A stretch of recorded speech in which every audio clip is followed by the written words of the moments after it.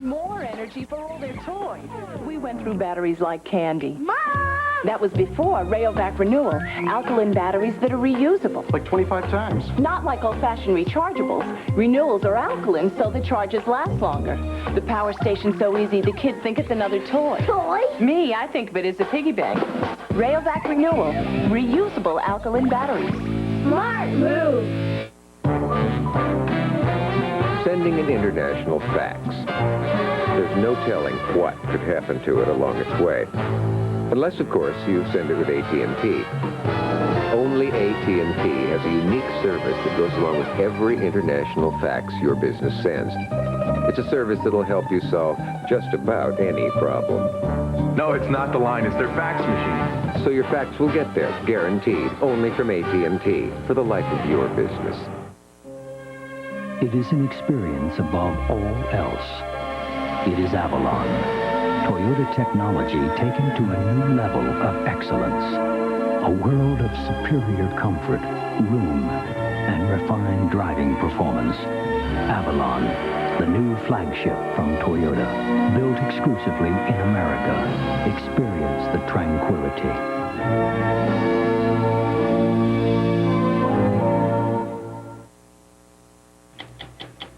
60 Minutes, a CBS News weekly magazine, will continue.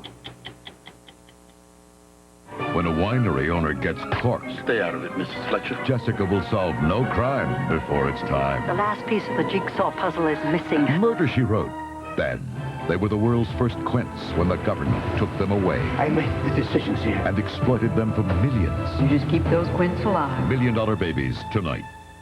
Frank Sinatra's duet sold over 5 million and earned him a Grammy. Now, entertainment's biggest stars join him for the musical event of the year. Sinatra Duets, Friday. This is CBS. They say knowledge leads to power, and power gets you advancement.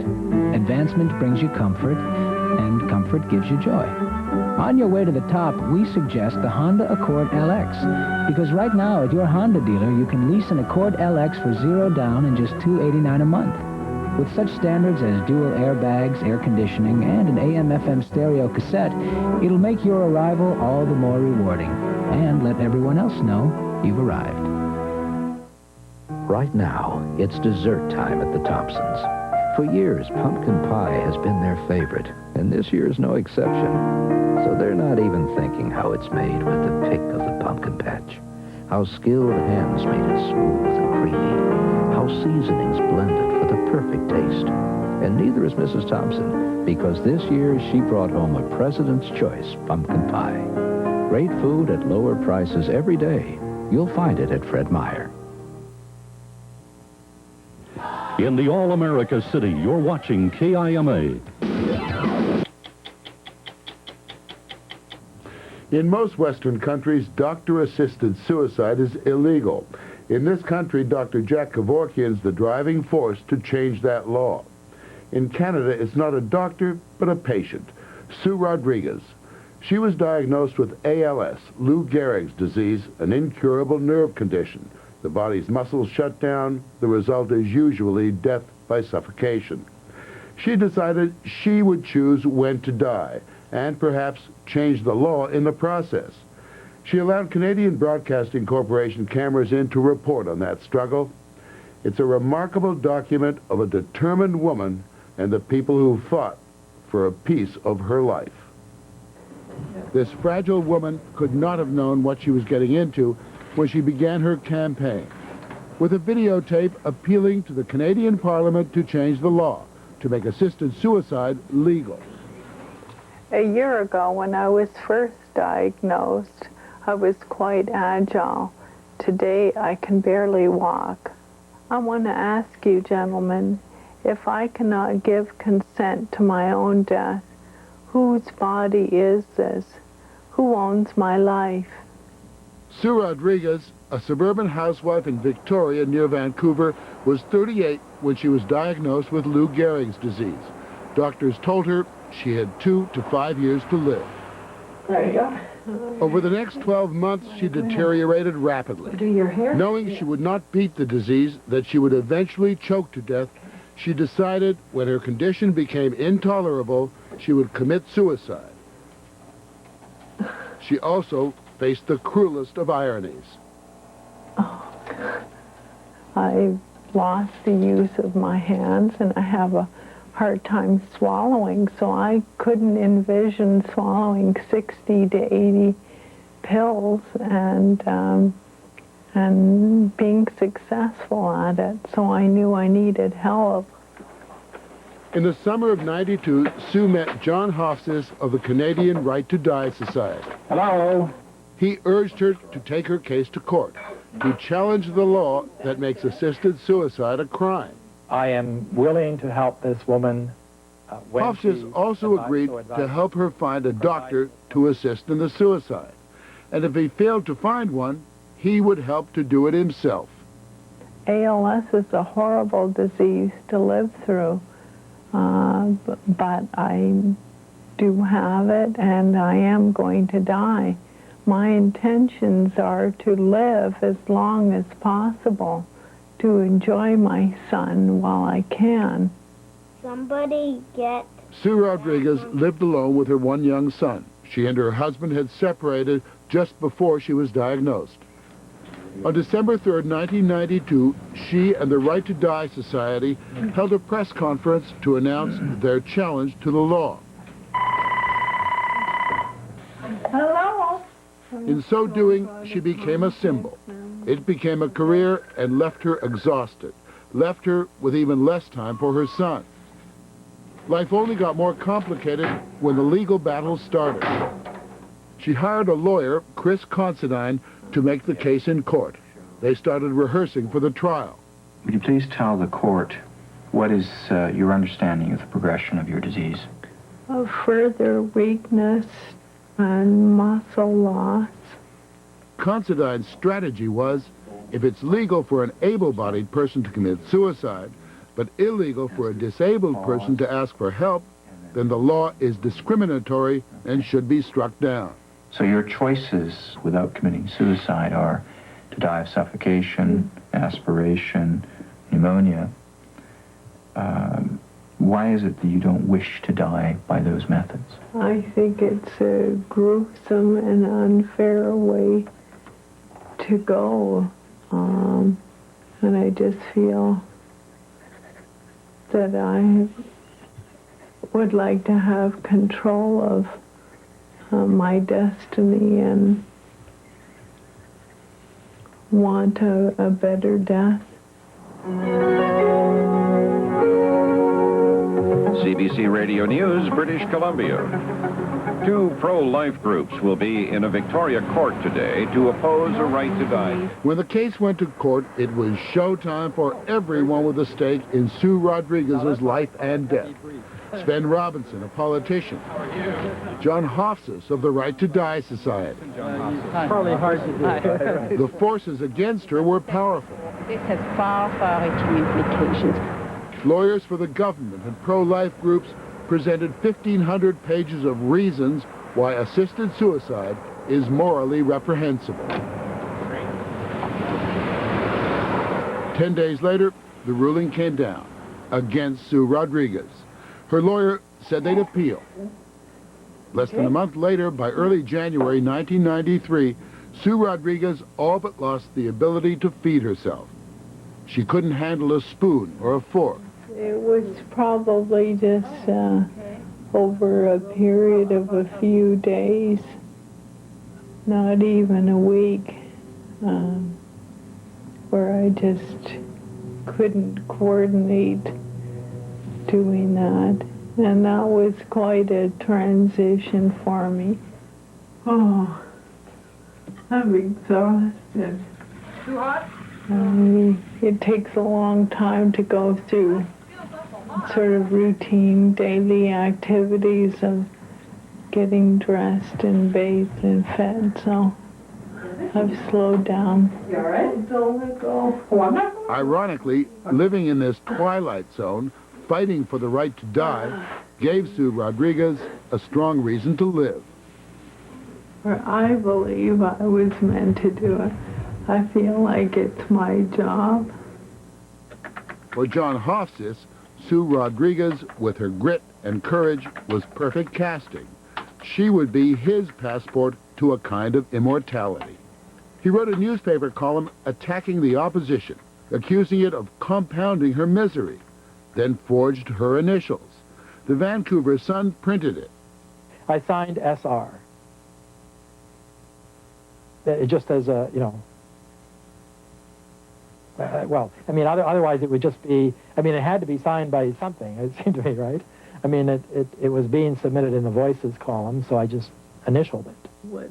Sue was furious. I want to be the one that gives direct quotes on my behalf for anything written. But what is coming out is a kind of poignant, almost soap opera story that's repeated over and over, still at the present time. There's no political pressure building to change the law.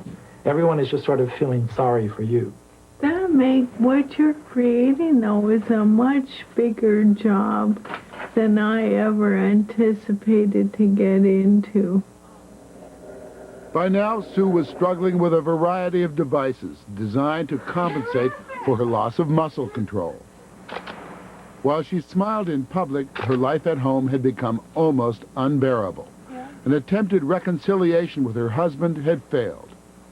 I'm becoming more and more helpless and needy, and that is a hard thing to watch, but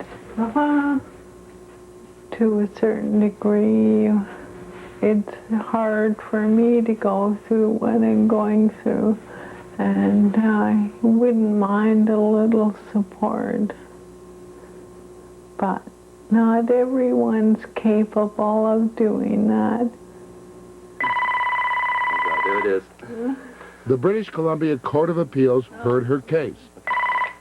In March of 1993, Sue Rodriguez and Member of Parliament Sven Robinson waited to hear the court's ruling. The decision is as follows. It is a 2-1 decision against us. The Chief Justice is dissenting. They just basically were of the opinion that really it is a situation in which Parliament should deal with it. This is a question of... At a news conference later that morning, Sue and her lawyer announced they would appeal to the highest court in the land, the Supreme Court of Canada. She also let it be known that she'd found a doctor who would help her die, no matter what the court ruled. The day I will be comforted knowing that. But Sue's calm, reflective, even discreet decisions did not fit in with John Hofstadter's plans. He told Canadian reporters that her death would not take place in secret. Everything would be public. He'd even suggested that the cameras would tape her suicide. I think that as of today, her thinking has changed completely, and she would be loath to have a camera recording her death for any reason at this point. I mean, I don't know whether it's a middle-class squeamishness or something, but part of me was saying, let's prove to the world that she indeed has a good death. Yeah, it takes a bit of practice. But Sue had since decided her death would be private, and her ashes buried under a fig tree in the garden. She also decided to cut all ties with John Hofstadter and his Right to Die Society. To Hofstadter, it was as if she'd taken away his reason for living. I've never had a career that added up to anything. I've never had a life that added up to anything. And this, forming the society, was my chance to almost reinvent myself. It was something, and it was a big something. And if I lose that, I don't just lose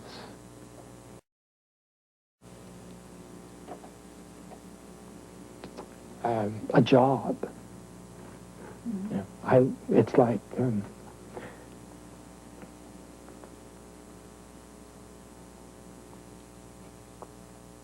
I got you.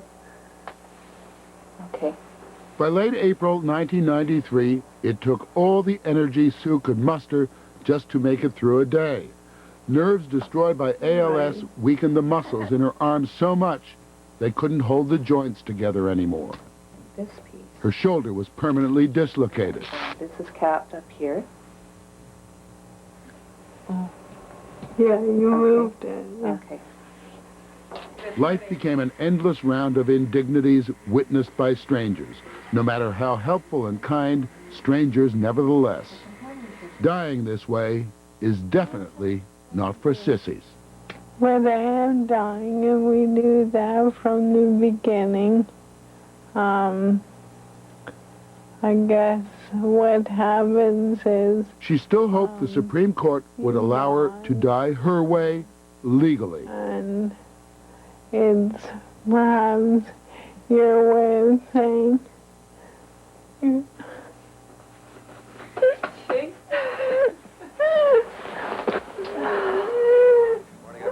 I'm Newman. For the second time in its history, the Supreme Court of Canada is permitting live television coverage while it hears an appeal. On May 20th, 1993, the Rodriguez case went to the Supreme Court of Canada. She watched from home. Mrs. Rodriguez wishes to exert control over the last days of her life, her body, so that she may die with dignity as a terminally ill but able-bodied person is able to do. 8 different groups, some for and some against, testified. Killing or assisting in killing. Pro-life groups and the Catholic Church argued that assisted suicide is morally wrong. Foreign to our historic and theological traditions. The 9 Supreme Court justices heard 7 hours of argument and then announced that a decision would come in 4 months' time. To Sue Rodriguez, 4 months seemed practically a lifetime. No, just to clarify, too. I really feel like I'm ready to go at any time. I'm just feeling broken down and sore. My arms and hands are still atrophying, and hopefully my son will feel the aftermath. That his mom did something. Yeah, I hope one day when he's older, he'll be proud. He will be. Just before sunrise on the last day of September 1993, a dying woman waits and hopes that 3,000 miles away in Ottawa, 9 high court judges will allow her to pass her own sentence of death. The decision is the appeal is dismissed, and it's a 5-4 split. Ironic, isn't it, that just one vote decides your fate one way or the other, one person. You've got 4 of the highest court judges, including the Chief Justice of Canada on your side, and one other vote goes the other way. At a news conference later that morning, her disappointment impossible to hide, her voice barely audible, Sue Rodriguez thanked her supporters and urged Parliament to act. I hope that Parliament will act and allow those who are in my situation to benefit in the future. After her loss in court, Sue Rodriguez suffered for another 4.5 months. She spent most of her time like this, in bed, alone, drifting in and out of sleep. At this point, her speech was almost unintelligible. Swallowing and breathing were a constant problem. This is not fun. Strong doses of liquid morphine became a steady part of her diet, and she announced it was time to die. In the end, Sue Rodriguez made up her mind to defy the law. With the help of a doctor whose name she kept secret, she committed suicide on Saturday, February 12th, 1994.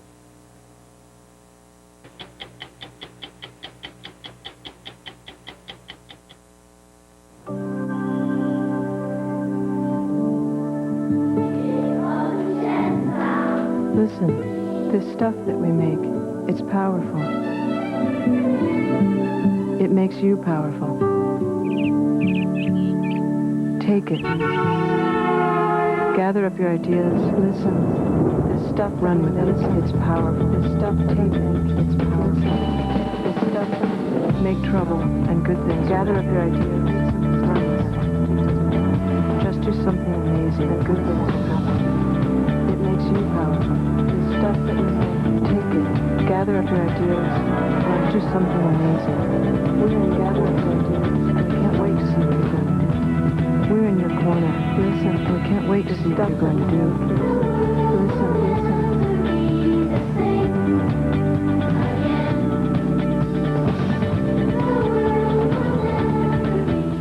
Kmart's kids' clothes come with this great guarantee. I wish my kids did. It's called the Kid-Proof Policy, a Kmart extra. You're gonna love this. Kmart actually guarantees their kids' clothes. If you're not satisfied with how they hold up, wear, tear, whatever, Kmart will exchange them or give you a refund. I'm glad something's kid-proof around here.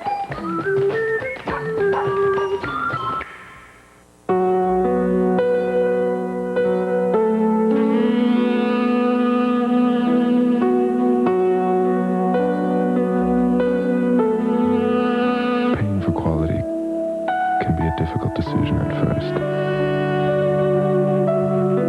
But over time, it gets a lot easier to live with. Acura. Some things are worth the price. It's Jingle Bells time again, and no one jingles bells better than Andy Rooney. It's still 5 weeks away, but already you can see Christmas coming. You can always tell when it's getting close because the morning television shows start doing pieces about dangerous toys. The thing about showing a dangerous toy like that is, after seeing it, every kid in America wants one. Now, that's just not the kind of thing we want our kids to have. When I was young, they didn't have morning television shows, so we didn't know the toys were dangerous. I could have swallowed a yo-yo or fallen off a pogo stick and hurt myself.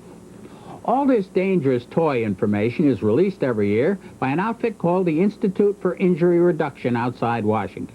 They've done a good job making the toy industry be more careful about the toys they make, and they've done a good job for themselves, too. The Institute for Injury Reduction, which held a press conference this week, is supported by members of ATLA, the Association of Trial Lawyers of America. How about the courts? We look to the courts, or we should look to the courts, to be bringing sanctions against manufacturers who injure children through unsafe toys, through the lawsuits of victims and their families, and more not giving adequate awards that will shake up the manufacturers and send them the message that this behavior is unacceptable. Bringing dangerous toys to everyone's attention is good business for trial lawyers because when people see that toys can be dangerous, more people decide to sue, and more juries, who have also seen the dangerous toys on television, are apt to pay them, and the lawyers, of course, big awards. If there were no toys, no child would ever be hurt by one. Congressman Newt Gingrich wants more orphanages. Well, in that same Christmas spirit, there are a couple of laws I'd like passed. Make it illegal for any store to mention giving Christmas presents in an ad until after the Thanksgiving dishes are done. Second, no more than 10 Christmas catalogs could be sent to any one house. After 10, they'd be automatically shredded at the post office. Third, it would be against the law to use Santa Claus in any display until the first week in December. And a final bit of Christmas legislation. There are already places selling Christmas trees. Make it illegal for anyone to cut down a Christmas tree before the end of the first week in December. The penalty for breaking the law would be they'd have to come and clean the needles off the rug in your living room. I'm Ed Bradley. We'll be back next week with another edition of 60 Minutes. Imagine a rent-a-car company that will pick you up right at your door. That's Enterprise. Call us. We'll arrange to come to you, take you back to our office, and you're on your way. Pick Enterprise. We'll pick you up. A cold isn't always just here. Sinuses can get congested, too. That's why there's Advil Cold and Sinus. One ingredient for aches and pains, another for sinus congestion. It's all connected. Advil Cold and Sinus, advanced formula for the cold season. business, there never seems to be enough of it. And the last thing you can afford to do is run out of it. Time. So rest assured, Delta Airlines will help you make the most of it. With over 4,900 flights a day to over 300 cities around the world. And best of all, we'll make sure you arrive relaxed and refreshed with plenty of time to spare. Delta Airlines. Life is a series of roadways, and if you want to get anywhere, you've got to get off that bench and play, move into that merging lane. So you check your mirror, but an 18-wheeler with 30 tons of persuasion is saying, "Oh no, sister, you're not coming in here." Should you go? Stay? You point your big toe to the floor. You go. 275 horses and a 32-valve V8 respond. On the coast of Oregon, with its fog and